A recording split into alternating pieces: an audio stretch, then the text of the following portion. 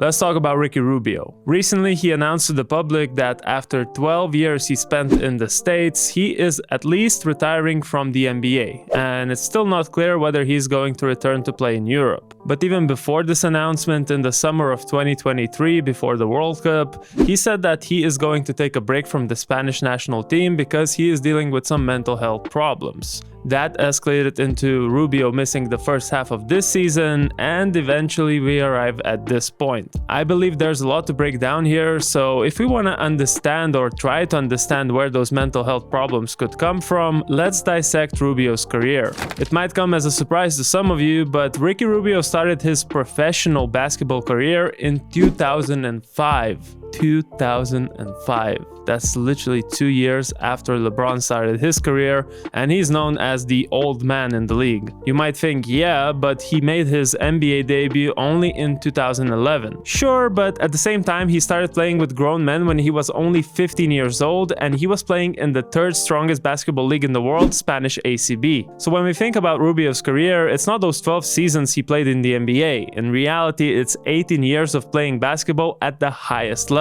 4 years in the ACB for Badalona Juventud, 2 years for Barcelona in both the EuroLeague and ACB, and then 12 seasons in the NBA. I think you're starting to get the picture why basketball became too much for Ricky, but the lengthy career was just one part of it. Now let's talk about the key points how that career unraveled. First, I want to emphasize how early Rubio gained attention and recognition in the basketball world. Back in 2005, while being just 14 years old, he became the youngest player ever to debut in Liga ACB. That record has been broken since, but that's beyond the point. The point is that he's one of the early examples of young players getting hyped in Europe. His then team Juventud made it to the EuroLeague, and as a teenager he was performing well there. Then he even got invited to represent Team Spain in the 2008 Beijing Olympics at just 17 years of age. Do you remember 2008 Beijing Olympics with Kobe, LeBron and all those guys representing Team USA and then having that crazy final against Spain?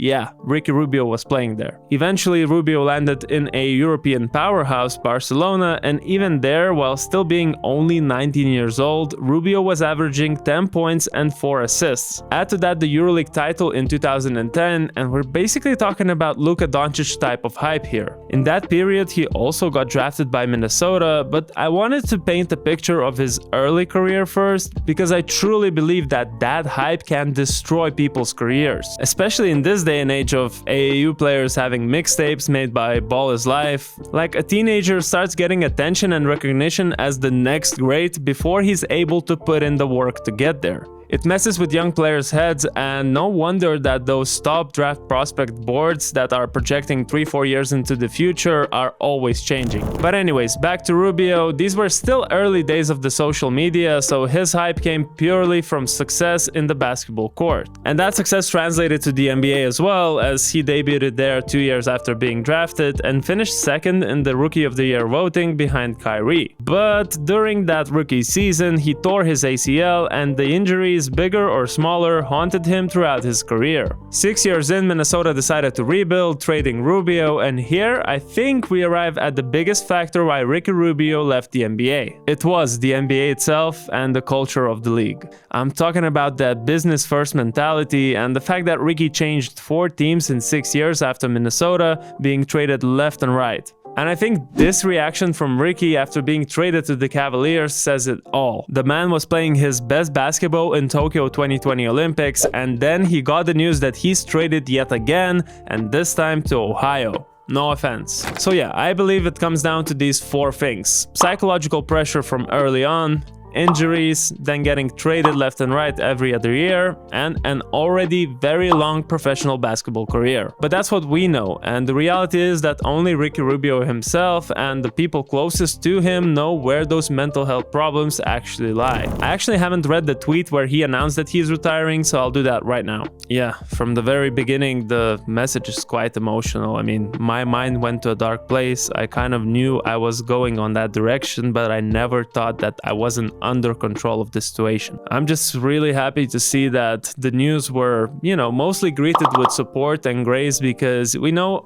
how men's mental health is just such a stigmatized subject, especially in sports where there's this alpha male mentality of, you know, I'm the best and so much ego. These athletes just don't allow themselves to appear quote unquote weak. So after reading this, I'm just glad that Ricky Rubio is taking a break from basketball, hopefully getting the help he needs and possibly returning to Spain to spend time with his family. And then if he does decide to play basketball again, we all know that he has his place in the EuroLeague. Rubio's still 33 years old and, you know, he probably could start in every single EuroLeague team right now. I also saw that Voj reported that it is a legitimate possibility, and I would be really happy to see Ricky Rubio back in the EuroLeague, but only after he deals with all the mental health problems that he has to resolve. So that's my quick reaction to Ricky Rubio's retirement, and I know there's so much more to discuss within this subject, so let's do that in the comments below. And I would especially like to hear the Spanish people who followed Ricky Rubio from early on and see your opinion on this retirement. Do you think that the early career and the way that he was treated from the beginning, did that have the most impact, or was it any of the other factors that I mentioned, or something we just don't know? Thanks for watching as always, make sure to drop a sub, and I'll see you in the next one.